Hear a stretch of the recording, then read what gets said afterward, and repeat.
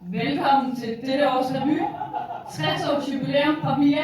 Vi ses på plejehjemmet.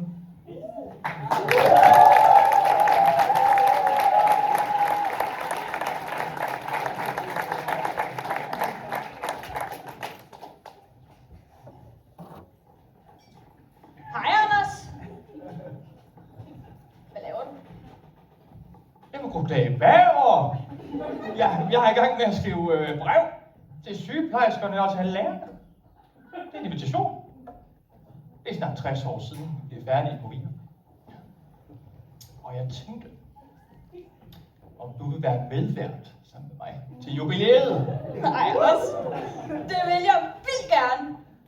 Og mega fed idé, by the way. Men hvornår skal vi få planlagt det, og skal vi ikke skrive en via-mail ud, som i de gode gamle dage, med alle informationerne? Ja.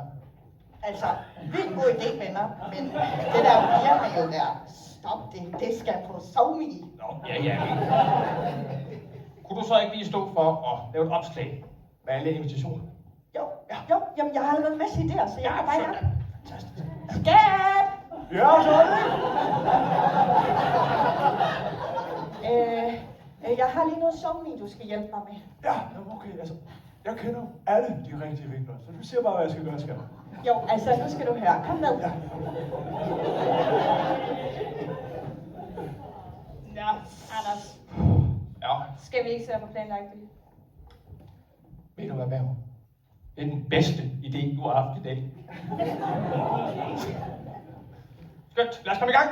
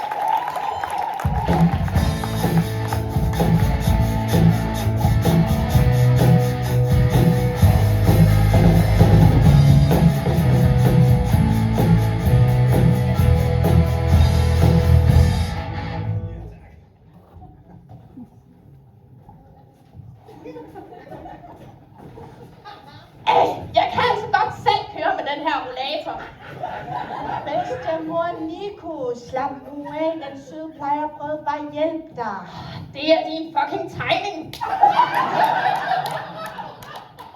Hej Anders. Goddag, Oline. Hej der. Sig til de andre, at vi på vej. Der er ting, vi skal se. Vores himmel er blå, nu er vi på vej. Og vi glæder os til det, der skal ske.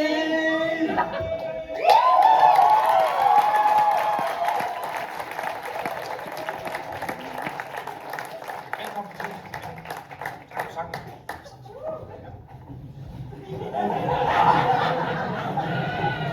Jamen, goddag. Sparesø, dejligt at se dig. Anders. Ja. Det er så dejligt at være her. Ja, og også godt at se dig. Hej.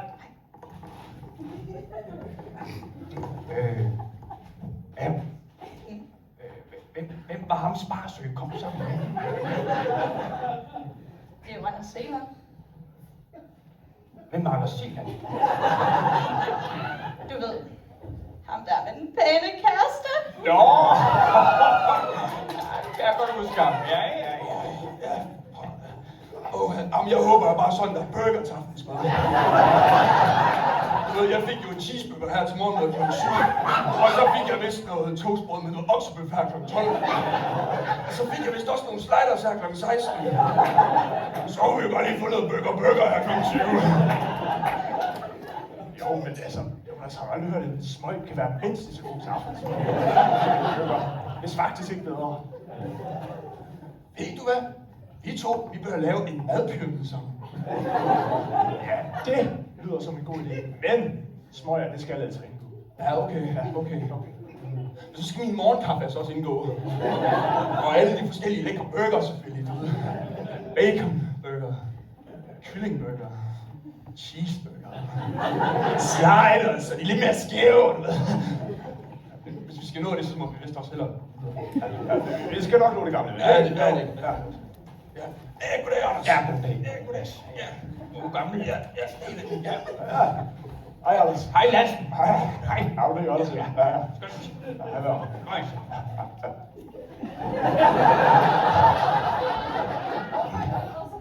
Nå, skulle vi så måske tage og komme ind til de andre? Ja, lad os det. Ja. Dejligt.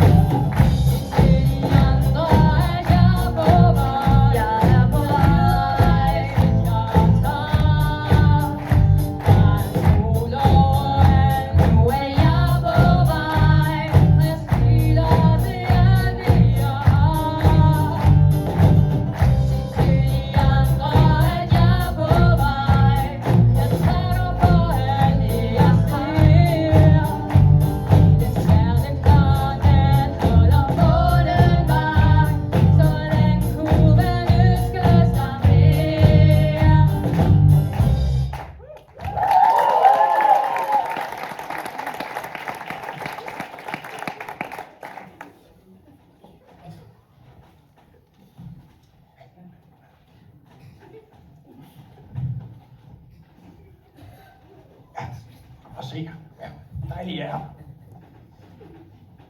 Nå. Tak for det, I kom. Dejligt at se jer alle sammen. Tag pas.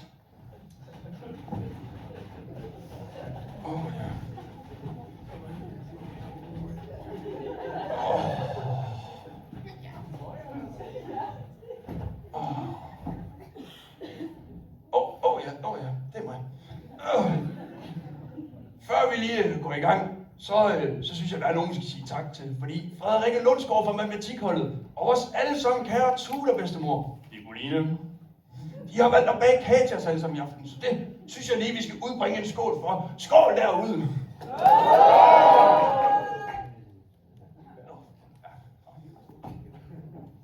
Nå. Er du okay? Ja, det er ikke så godt. Jeg er simpelthen så glad for, at vi kan samles her 60 år efter på plejehjemmet til jubilæum. Så derfor vil jeg gerne sige tak til hver og en af jer. Yeah, dig. Yeah, dig. Tak fordi du kom. Ejler, Axel, Amalie, Anders gange 3, Anne, Camilla, Yeah, dig. Astrid, Camilla, Christian, Claus, Daniel, Christina og Denise, Ditte, Dylan, Goa, Frida, 3 gange Emil, Erik, Esben og Frederikke, Heline, Ida, 2, Jakob. Tak fordi I kom, det er så godt at se jer. Josefine, Ebbe, Jonas, tak fordi I kom, det er så godt at se jer. Jonas, han var Karen, Katrine, Kevin, Lasse, Lene, Magnus, Freja, Malene. Tak fordi I kom, det er så godt at se jer. Malang, Lone, Maren, Maria, Mathilde, Mathias, Mette Gange 3, Mikkel, Nikolaj, Nicoline, Yeah, dig. Nikolajne, Philip, Rasmus, Sascha, Sarah, Tusha, Tan, Simon, Sofie, Stine, Søren, Tobias, William, Alla, Andreas. Det er så godt at se jer i dag. Så tak fordi I kom, det er så godt at se jer. Cecilie, Christian, Frederik, tak fordi I kom, det er så godt at se jer. Julie, Louis, Lotte, Maria, Mathilde, Igor, Maja, Mikkel, Oscar, Peter, Rikke. Det var alle lærerne, og tak fordi I kom hjem. Det er så godt at se jer.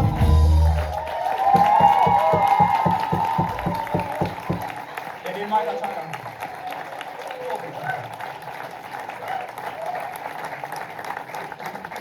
Jamen, så tror jeg da også gerne, jeg lige vil sige tak til alle sygeplejerskerne på en særlig måde, for de har bare betydet noget specielt for mig. Ja, så hvis I alle sammen lige vil rejse jer, ja, alle sammen op, ja. Og så skal I lige lave en lille dans med mig. Og den her, den tror jeg, I kender lige så godt, som I kender alle kropsdelene.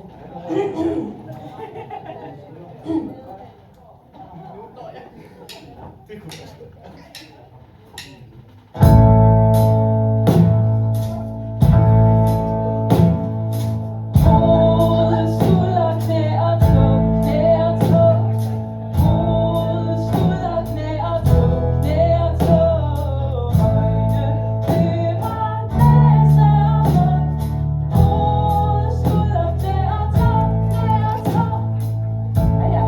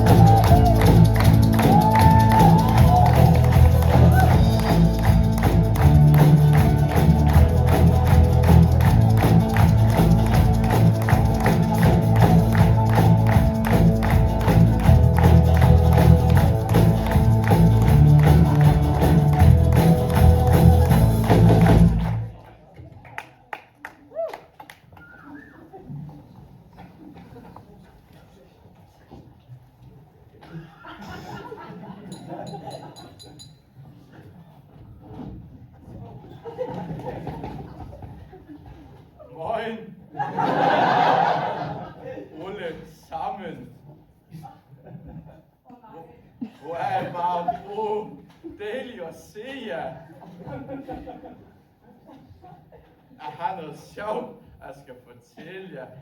Ja. Jeg var hjemme hos min søn. Ja. Jeg var hjemme og spise frikadeller. Ja, frikadunser. Ja. Han boede jo i familiehus i Sønderborg.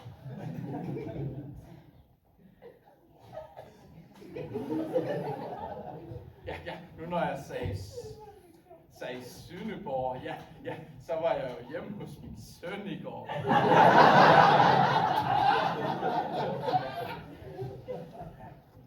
Jeg var hjemme og spise frikadeller.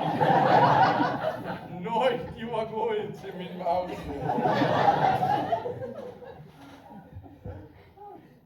Men ved I hvad? Han har kun skrællet 6-7 kartøfler.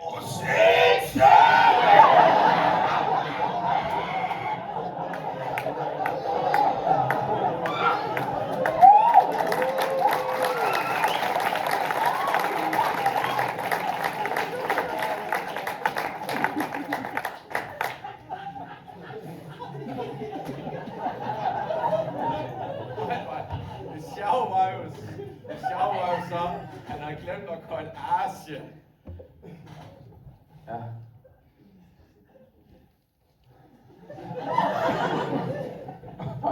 Det er jo også bare så på det at se jer alle sammen. Ja.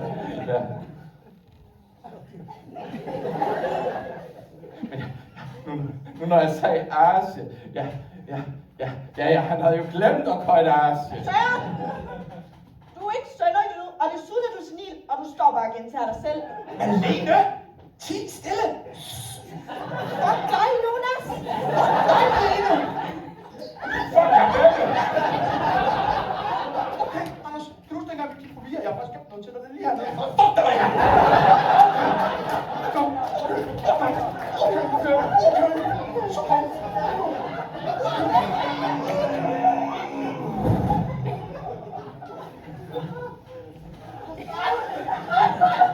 Fuck dig!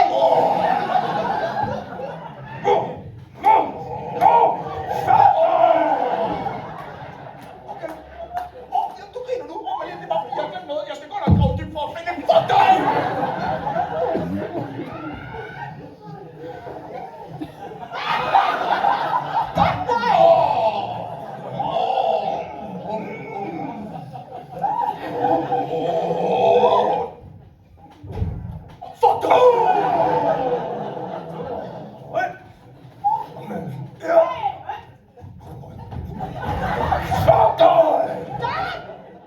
Jeg gider ikke mere! Tag det der udenfor! Sten, saks, papir. Okay. Sten, fuck dig! Fuck dig! Hvad? Tager du og putter mig i skammekrav? Ja, en mere herovre. En mere. Du gør en mere herovre. En mere. Ja, du kommer. Nej, ikke mere! Det kan vi ikke snakke om. Det er også Danmark. Ja.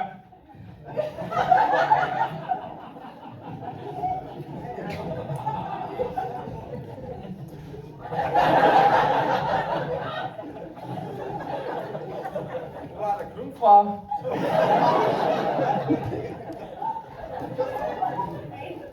Det var det med Asia. Ja. Ja, men i det mindste har jeg en røgbæge. Ja. Nøj, det var brutalt. Men Malene. Møj og høfle.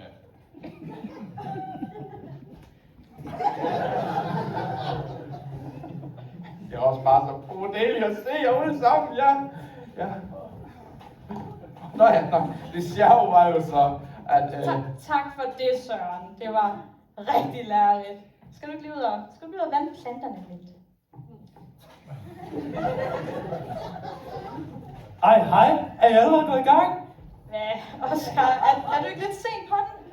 Nej. Nu skal du høre noget helt vildt. For på vej hen gik jeg forbi en vej, og midt ude på den vej var der en lille kattekilling.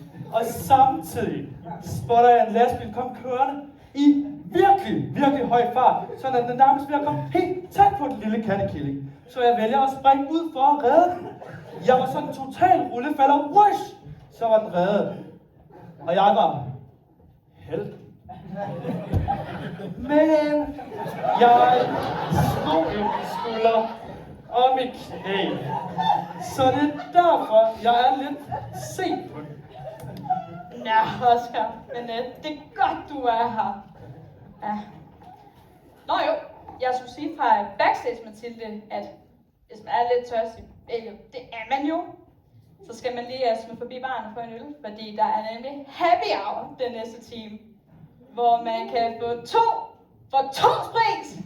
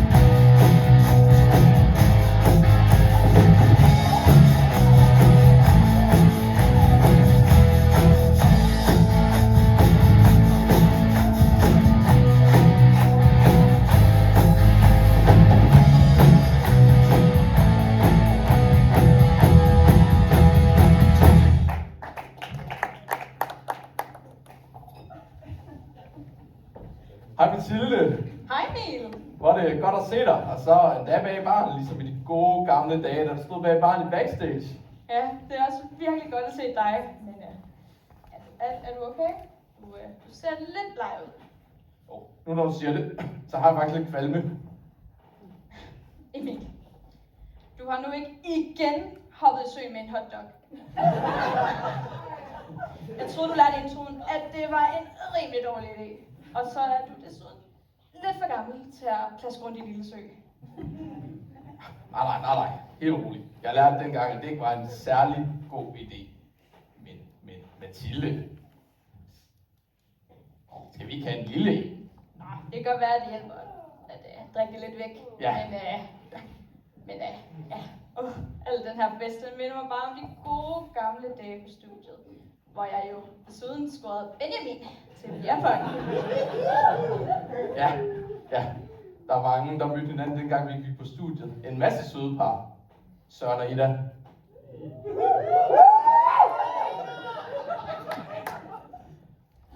Nikolaj Malene. Laura Anders. Lassen og Stephanie. Og så Mette og Emil. Ja, og så dig, Benjamin. Ja, det er rigtig mange søde par, det er blevet til, og der er sikkert også nogen, vi ikke kender til. Ja, men Mathilde, skal vi ikke have en lille en, ligesom vi plejede dengang inden refleksionscirkel? For helvede også.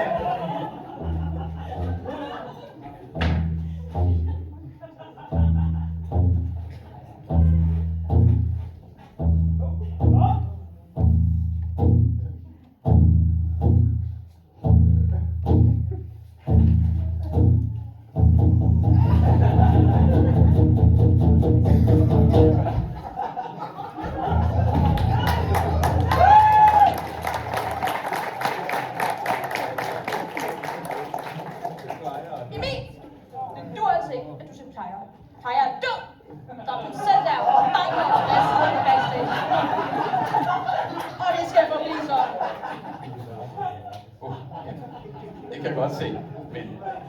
Men skal vi ikke have en lille en alligevel? En latteryoga skal til at begynde. Så jeg går der. Skål!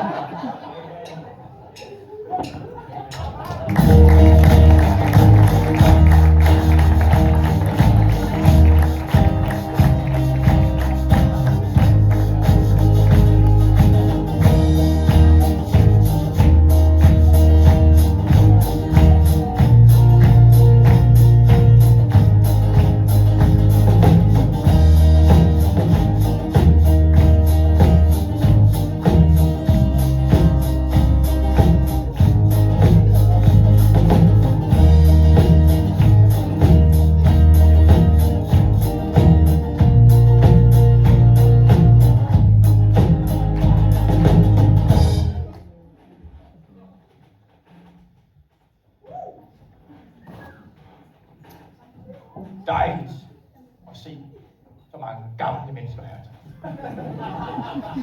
I ser simpelthen dejligt. Altså, tak.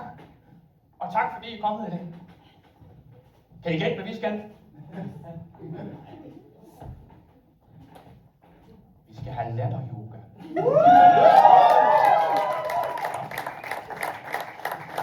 Så vi starter med noget opvarmning af stemmen. Ja. Gør I ligesom mig.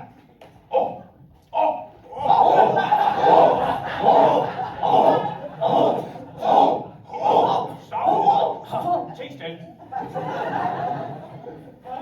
Tak. Så går vi over til.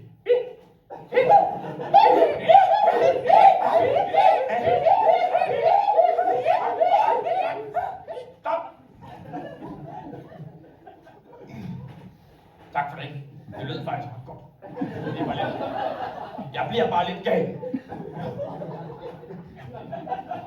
Så vi går så småt videre til latterbølgen. Ja. Malene! Vil du starte? Vi gør det lige sådan her. Øj. Værsgo.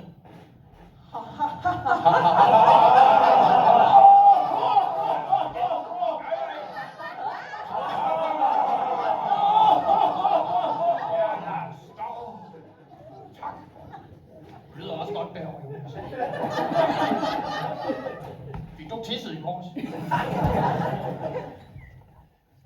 Ja. Tak for det. Godt. Så er vi varme.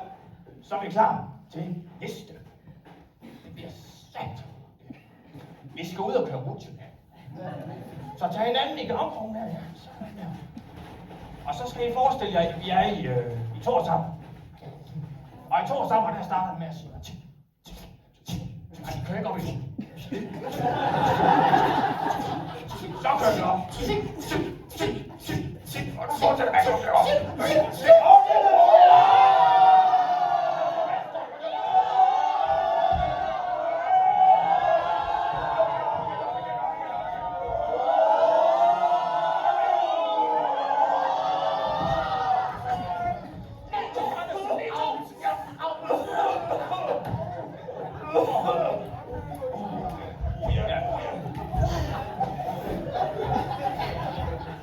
Det var jo undskyld.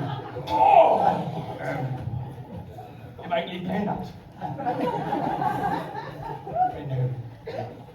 Men det var sjovt. Den tror sammen var der ret, ikke? Det synes jeg også.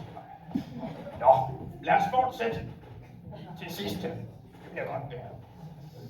Diskussionslatter yoga. Har I prøvet det? Nej. Malene Jonas, træd frem. Og jeg vil gerne gøre det tydeligt.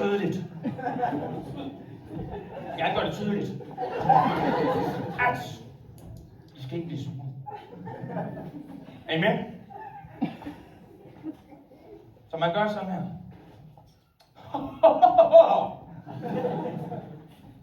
Og sådan fortsætter. Værsgo.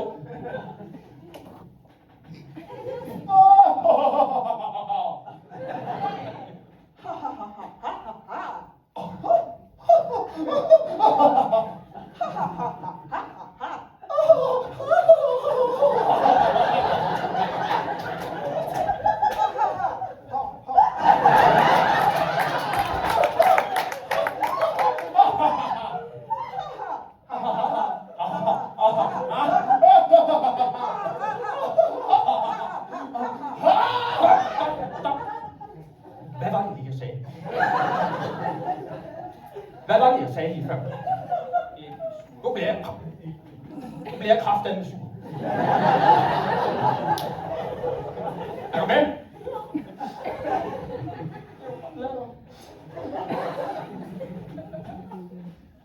Tak. Vi går videre. Vi deler os op i 2 hold. Herovre og herovre. Så er vi land. Og så skal I diskutere ligesom vi lige så. Uden at blive sur. Tak. Værsgo.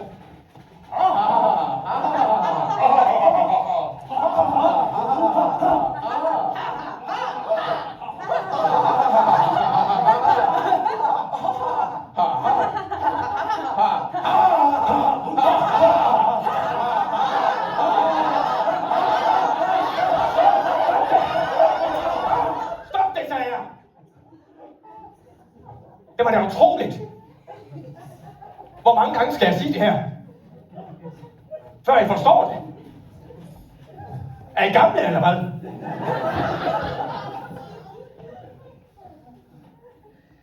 Hvorfor fanden siger jeg ikke noget? Tak, Anders. Tak. Nu tror jeg, vi er klar til at feste. Ja, så Meredin, hit it.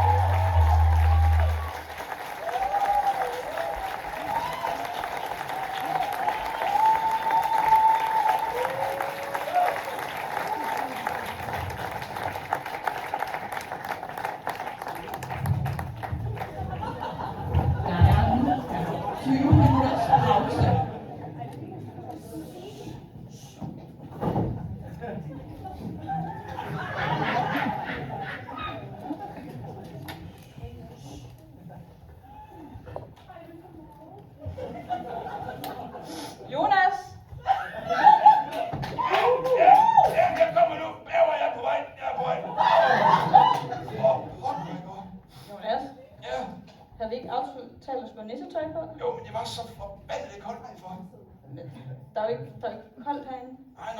Nej. Jeg var der udenfor.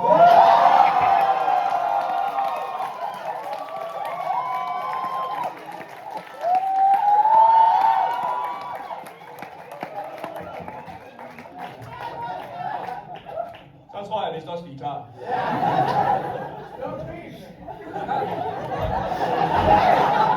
Hej og velkommen til bingo alle sammen. I aften har vi en masse skønne præmier på højkant, som blandt andet Vita Pro, livsforlængende te, ja, så Viagra, og en helt særlig hovedpræmie.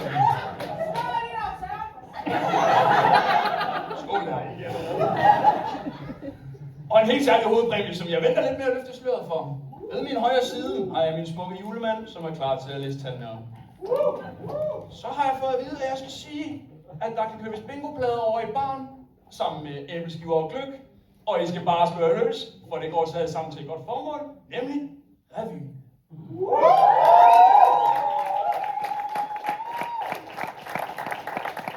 Men Jonas, Ja. vi stoppede jo med at lave revy, da vi blev færdige på VIA. Nå ja. Jamen, så går det alt sammen til et andet godt formål, nemlig mig. Så starter vi med første række. Og det første nummer er nummer 5, som i 5 flade flødeboller på et fladt flødebollefad. Nummer 5, som i 5 flade flødeboller på et fladt flødebollefad.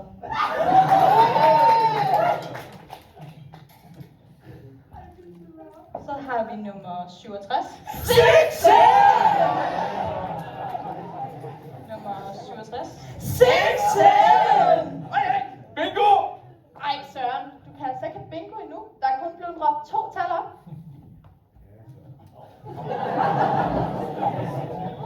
Men jeg forstår det altså heller ikke helt. Hun har da sagt hele 4 tal op, og jeg har dobbelt op på 5 og 67.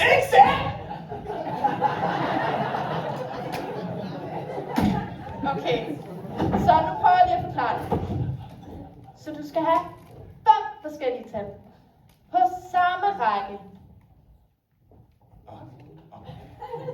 Nå, ja okay. Men jeg forstår altså ikke, hvorfor Bauer og Jonas har nissetøj på. Vi er altså midt i april. Men jeg kan altså ikke lide gløgg. Og det er altså også næsten 20 grader udenfor. Søren og Ida, jeg kan ikke høre, hvad der bliver sagt, når I snakker sådan. Jeg skal have bingo. Så har vi nummer 69. Og mig, der bliver lidt varmt her.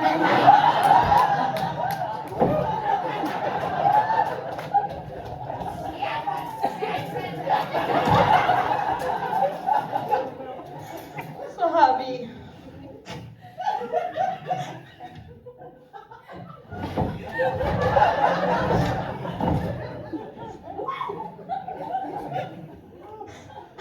har vi gamle Ole.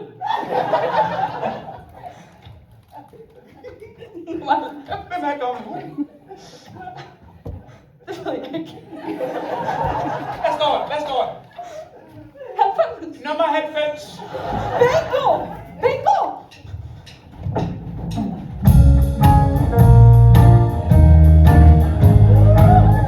Santa baby, just slip a save a Spinning off a good girl, Santa baby, so hurry down the chimney tonight.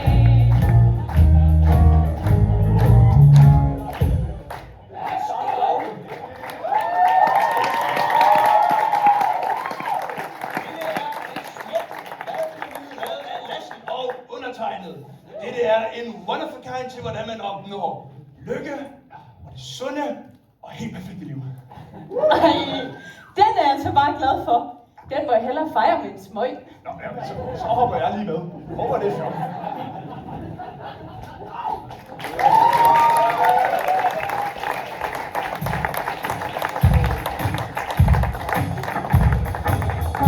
Santa baby, and 54 light blue. I'll wait up for you here, Santa baby. So hurry down the chimney tonight. Santa baby.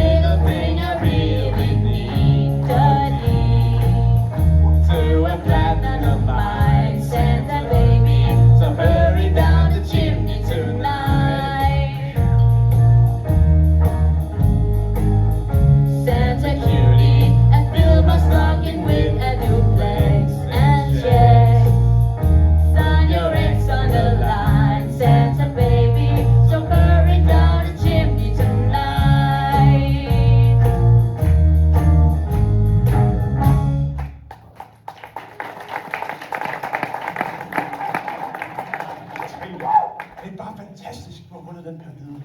Altså, vi har lagt så mange tanker bag.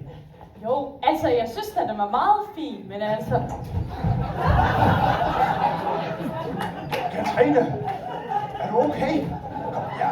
Ej, op med dig. Ej.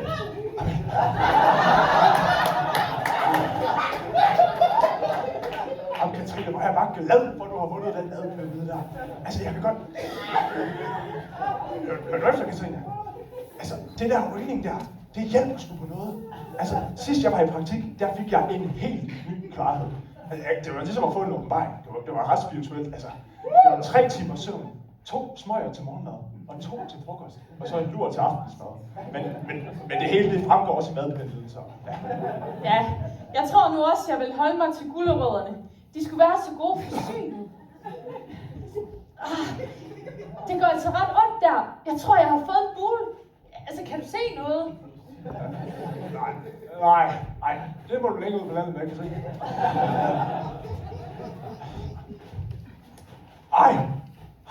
Ej, Oscar, er du også her? Ja, det er. Tak for, at du lægger mærke til mig.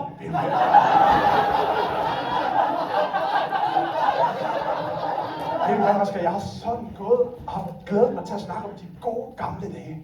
For dengang, hvor Nikolaj Sand, han konstant skulle arbejde, og Marlene, hun ikke kunne kende forskel på Martin Luther og Martin Luther King. Ja, det er godt nok vildt. Men tænk, at du og jeg klarer os igennem læreruddannelsen. På trods af, at vi er vinterstart, men sommer og vinterstart det år, var jo virkelig også prøvekaniner. Kan du huske dengang eksamen blev ændret en uge, inden vi skulle op? Ja, det var altså helt tosset. Men apropos undervisning, kan du så huske dengang, hvor Thomas Dam, han kaldte matematikholdet for autisterne? Ja, det kan jeg godt huske det, når du siger det.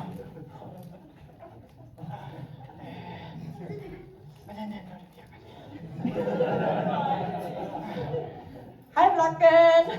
Jeg ville altså bare lige se, hvordan det gik ud i rygeskuret. Hygger I jer? Og kan I lide den flot bordpynt indenfor? Ja, det kan jeg. Jeg har endda taget noget af det med i min lomme, fordi jeg synes, det er så flot. Lad os lige finde det frem. Der skal lige grave lidt dybt. Men man får jo næsten lyst til at sige, oppa!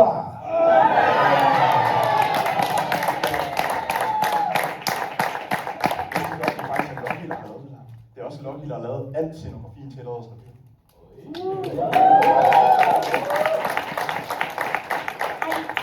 Jeg synes altså, det er blevet ret koldt. Kan vi ikke godt gå ind for?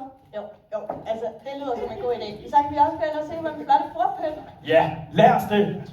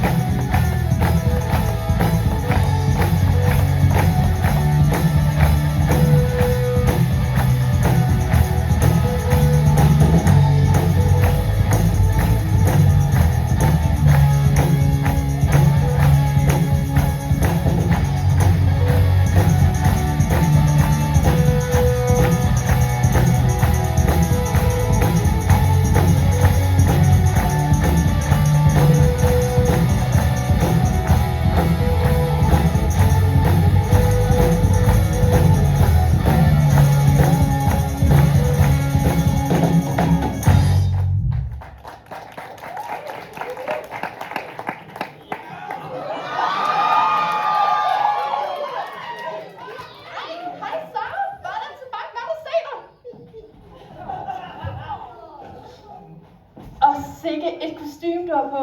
Du ser lige så godt ud, som du gjorde i introen på VIA i 2024. Hej, Ida. Trækker i lige måde. Jeg tænkte, hvilken bedre måde at mindes vores tid fra VIA på, end her på jubilæumsdagen. Det er bare helt perfekt. Forresten, har du set det billede, som Bauer sendte ind på Snapchat-gruppen fra Fredes tørretumbler? Ja, det er altså bare et mega godt billede. Og hvor er jeg bare glad for, at vi fik lagt sygeplejerskerne og lærernes tuttergrupper sammen.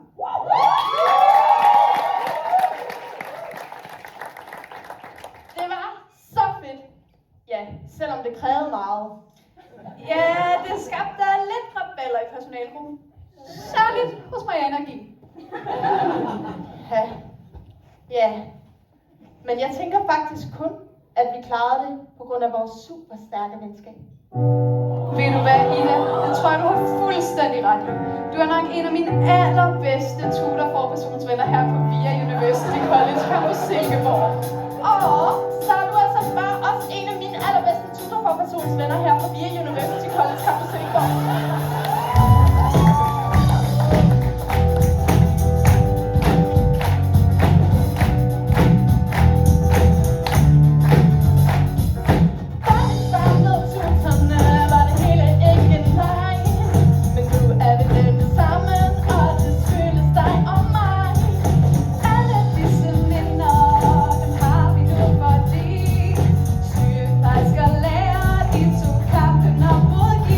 Vi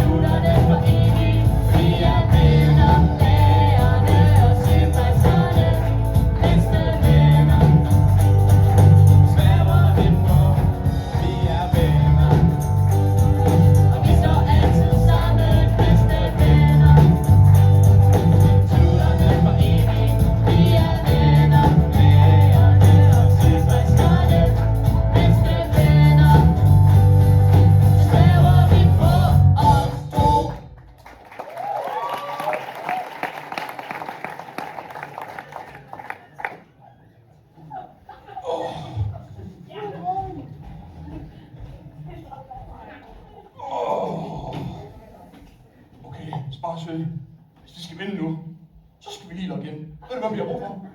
Nej, skal jeg fortælle dig? Det skal jeg fortælle dig.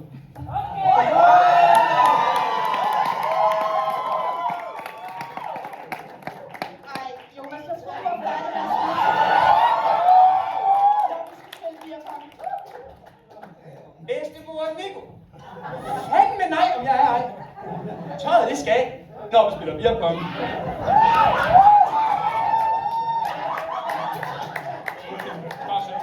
Ja, så er det eddermand nu. Så er det eddermand nu. Nej! Okay.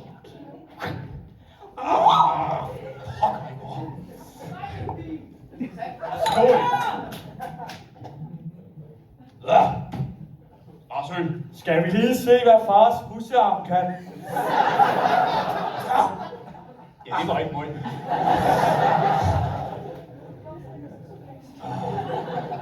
Okay, du har den. Ja. Ej.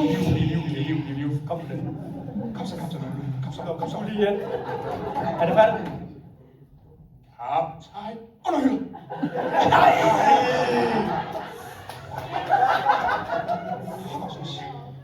Okay, nu har jeg den.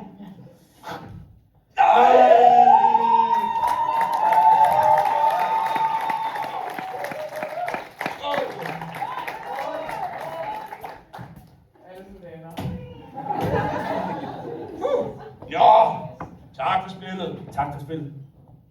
Det var nu godt spillet. Men nu skal jeg jo så have en øl mere. Jonas, Ja. hvor er dit tøj blevet af? Ej! Er det nu væk igen? Ja, det tror jeg nok. Det sker altid. Rocker.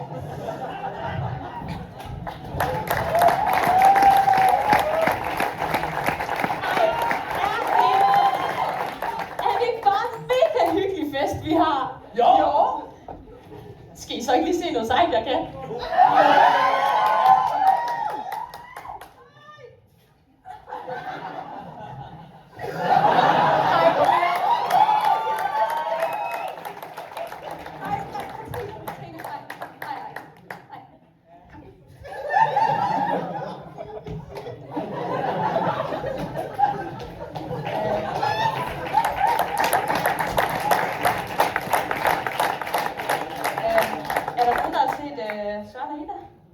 Det ved jeg sgu ikke. De er sgu nok på toilet, eller det kan være, at de er i gang med at videreføre gamle tutterlovshemmeligheder. En ting, jeg dog ved. Jeg har ikke lyst til at prøve at finde det. Skål! Ja, i dag er vores fødselsdag. Hun tænker sig igennem, og som hun ønsker sig. Stop. Jonas, det her, det gør du simpelthen ikke imod mig. Det er jo ikke min fødselsdag. Med dejlig chokolade og kager. Hurra, hurra, hurra. Og så er det lange. Hurra!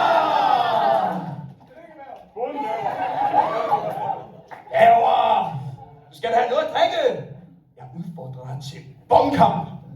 Den også, der brækker sig først, har tabt. Først, så tager du en. Så tager jeg en. Og så tager du en mere. Og så fortsætter vi, indtil en af os trækker sig, eller brækker sig. Jonas, du har jo allerede tabt. Der var jo engang en grund til, at jeg fik tilnavnet Bongbæver.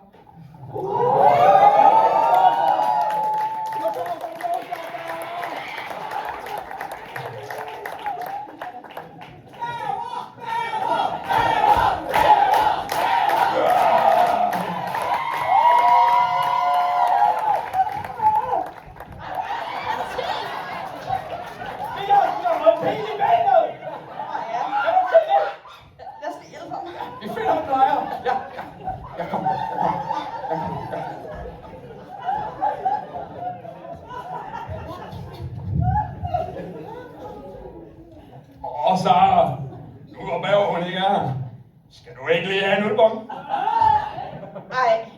har altså snart haft den her samtale i snart 60 år.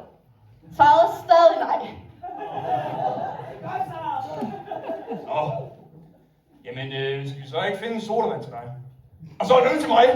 Se, det er en bedre idé. Og så kan vi spille et spil bagefter. Klasse idé! Kom!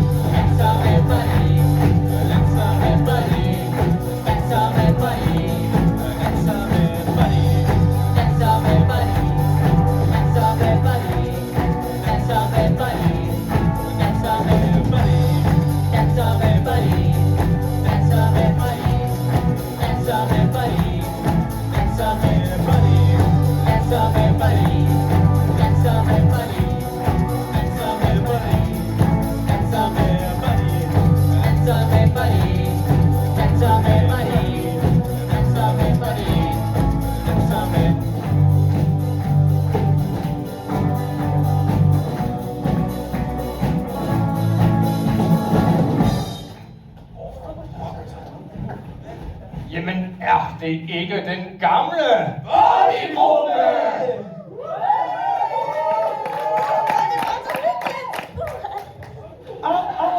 Hvad er det, du dog laver? Du skal sgu da ikke ødelægge min mustache! Jeg må altså lige filme, at den gamle boligruppe er samlet igen. Ej, Malene, det der, det bliver for meget. Jeg er ude og røre smøg. Nå. Anders, kan du huske dengang, at vi jokede med, at det var dig, der var diktator af boligruppen? Jo, ja. Joket, selvfølgelig. Det var jo slet ikke, fordi jeg vil smire mig ind på de nye studerende. For hjernevaske dem! Og derefter overtage via Campus Silkeborg, og derefter via University College, og alle danske folkeskoler til sidst hele universet. Anders, stop! Hvad du står og siger? Du står og siger lige nu, det er fuldstændig gak. Ja. Okay. Lad mig prøve at forklare det på en anden måde. Så. Ja.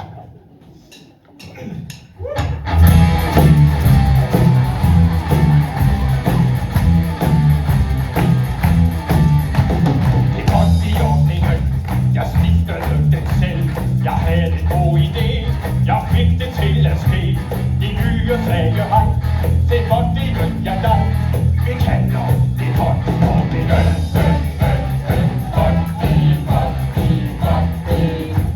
Vi hjernevasker dem. Vi overtager verden. Nu har vi vores herre. Alle yder hver især. Nu må I ikke glemme, at vi var lige så slemme. I alt jo hver og en. Til alle vores succes. Sammen er vi gode. Det kan I bare tro. Vi overtager verdenen.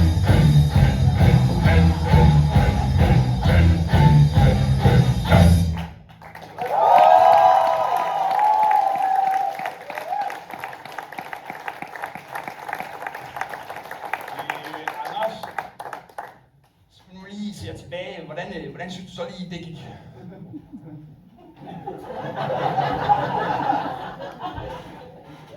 Ja. Ikke så godt. Nej. Men jeg har tænkt mig at lave en bodyordning her på plejehjemmet. Vil I være med? Ja, kom i gang!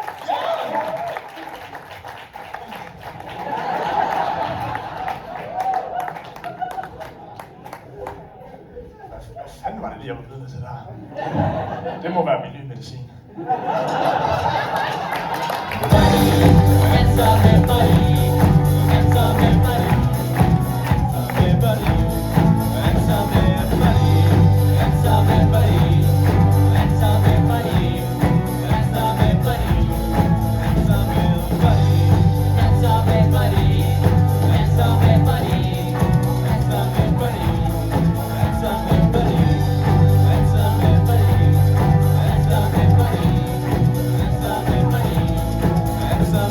Buddy.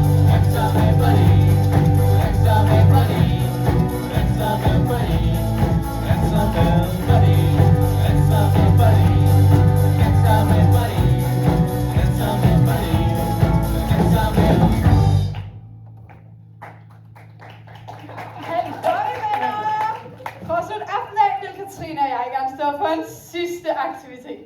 Ja, og vi tænkte, hvorfor ikke bare gentage vores succes fra Summer Games? Slik en rode ren!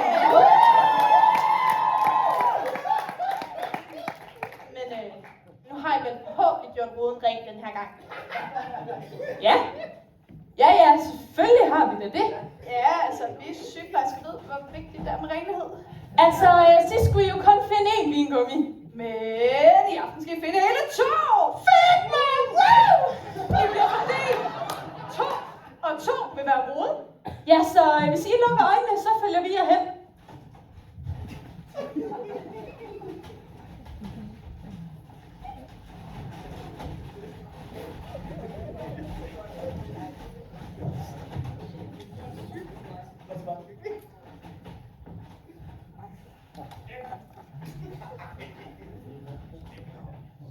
Så er der ikke andet for end at sige, slik løs!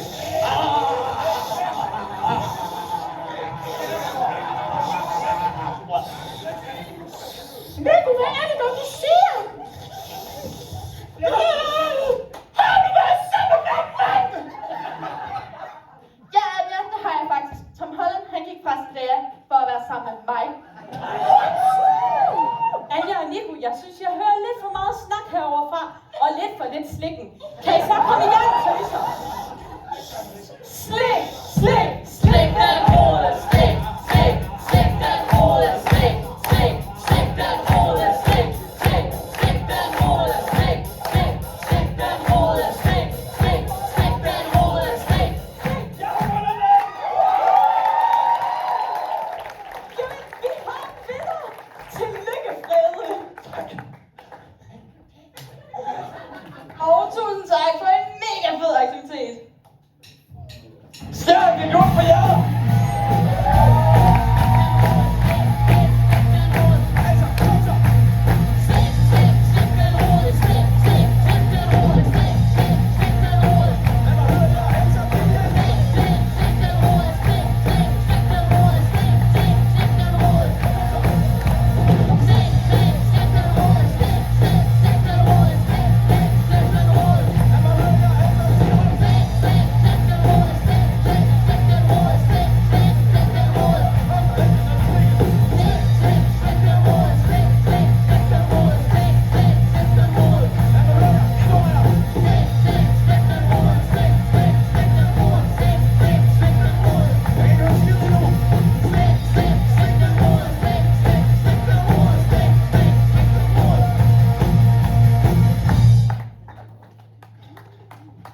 Ej, venner, hvor har vi bare haft en dejlig aften sammen. Der har det været skønt at huske tilbage på den gamle tid på Via.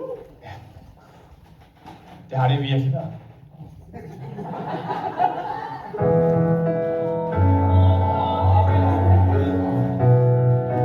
Det var jeres første tid på Via. I var så spændte. Med nye hold og bøger og en fremtidssange.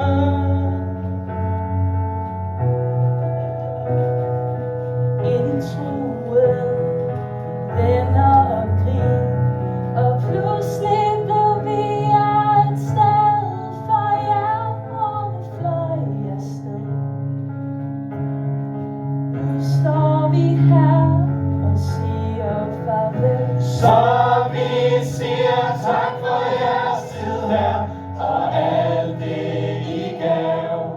Tak for minder og for glæder. Alt det som I bragte, det mindes vi her i dag.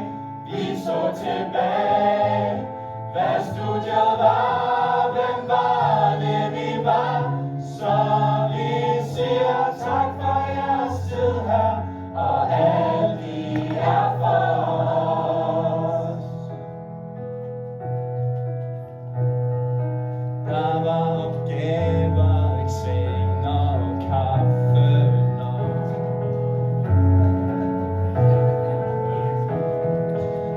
Der var fester og snakke til langt efter klok.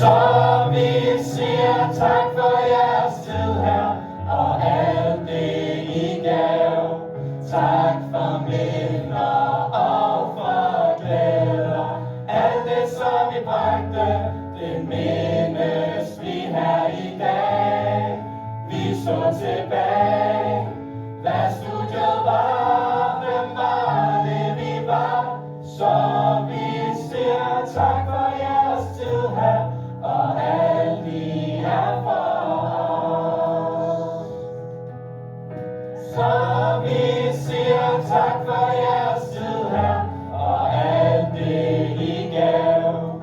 Tak for minder og for glæder. Alt det som I bragte, det mindes vi her i dag. Vi så tilbage, hvad studiet var, hvem var det vi var. Så vi siger tak for jeres tid her, og alt vi er for os. Så vi siger tak for jeres tid her, og alt vi var for os.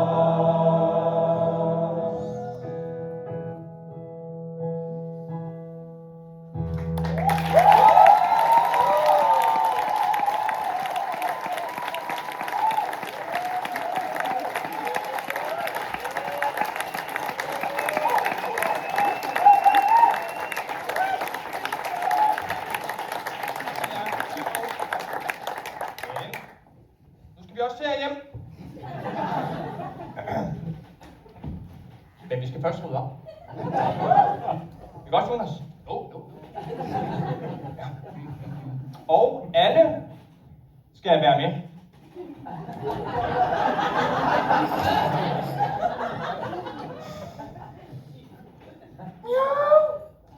Var det en lille kattekilling, jeg kunne høre? Den må jeg hellere lige gå ud og redde. Den er ærgerlig. Min ble, den skal skiftes nu. Det må jeg hellere hjælpe med også. Ja. Efter alle de slikken, tror jeg lige, jeg skal vaske tungen. Jeg skal ud og filme noget SoMe. Ja. Gurli Gris er væk nu. Hun skal bruge sin standgris. Hvad med dig, Jonas? Ja, ved du hvad, Jonas? Jeg går ud og henter en spand vand og en klud. Jeg hedder ikke Jonas. Det er ret. Jeg har svært ved lidt dement, tror jeg. Anders, jeg går ud og henter en spand vand og en klud. Ja. Det er godt, Lasse.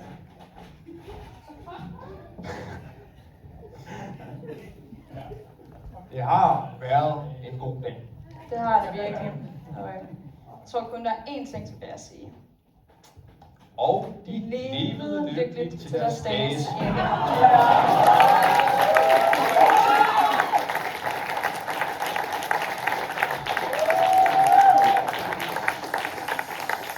Selvom det måske kun er til i morgen.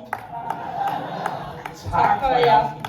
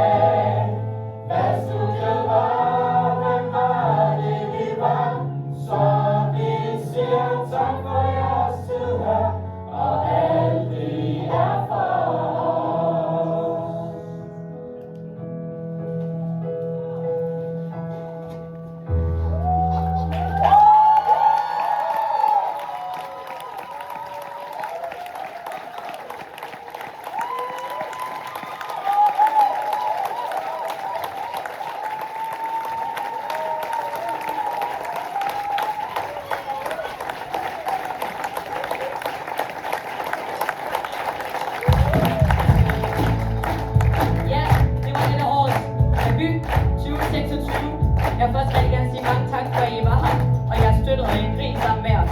Men vi skal selvfølgelig også sige tak til de fantastiske skuespillere.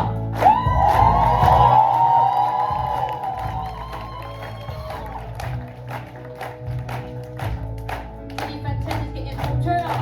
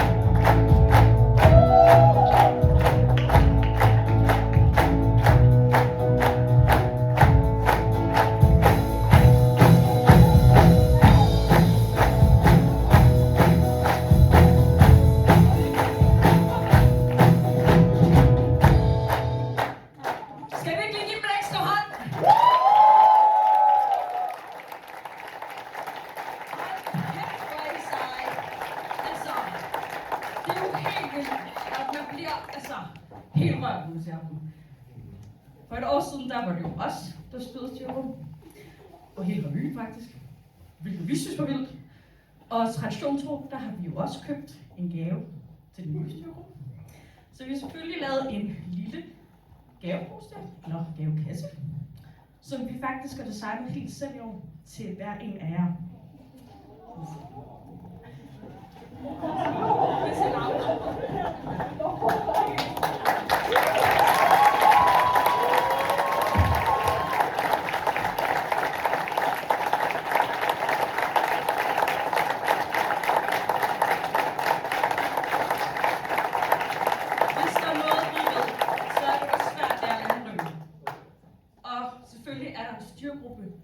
Men man er også nødt til at have alle mulige seje mennesker, der har lyst til at være med til at lave den her røge. Og det er jo alle jer, der har lyst til at stå her. Og lige om lidt, så skal I alle sammen ud og rydde op efter alle os. Og lover jeg for nogen af jer, der tænker I, altså især jer, der har prøvet det før, hold kæft, det tager god tid. Og så til jer, der har aldrig prøvet det før, I kommer til at tænke, hold kæft, det tager lang tid det her. Hvornår er vi faktisk færdige? Alle de andre, de er allerede ude at feste. De venter bare på os. Altså. Men hvis der er en ting, jeg ved, jeg er styregruppe, så er jeg, der ikke må være med til at lave revy næste år, det er, at I kommer til uden tværtid. Fordi så må I lige pludselig gå med til at lave det her fantastiske projekt. Og det bliver sgu underligt. Så jeg lover jer, I kommer til at være så glade, når I kommer til at have noget omkring jer. For det er vi, og det er rigtig taknemmelige for. Lad os lige give dem en ekstra hånd.